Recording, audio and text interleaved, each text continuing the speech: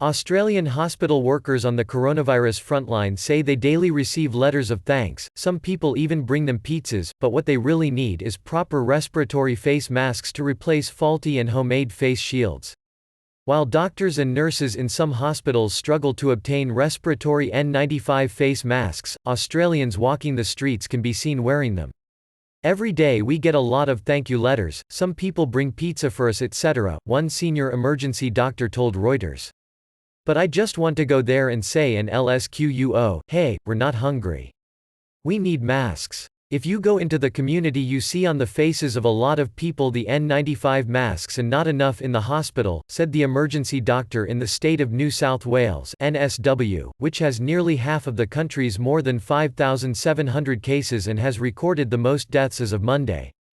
Emergency doctors and healthcare workers union representatives say they have been assured by authorities there are stockpiles of personal protective equipment (PPE) and efforts to produce more are ramping up.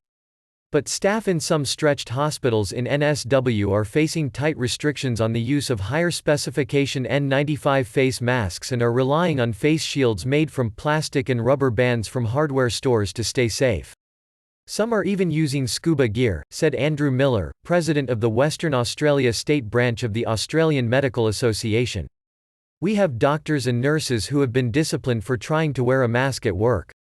It's a situation full of conflict and confusion.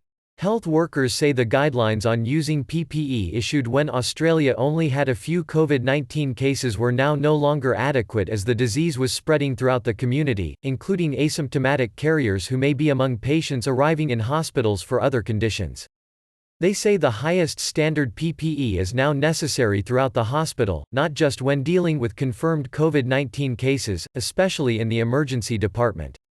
Miller said there was a lot of PPE in storage across Australia that was not being made available to frontline healthcare workers now. Our frontline medical staff do not trust that PPE would be available when they need because they have seen in other countries healthcare workers dying from a lack of PPEs, he said. A global shortage of N95 masks and other protective equipment has sparked anger and protests by healthcare workers in the United States and elsewhere.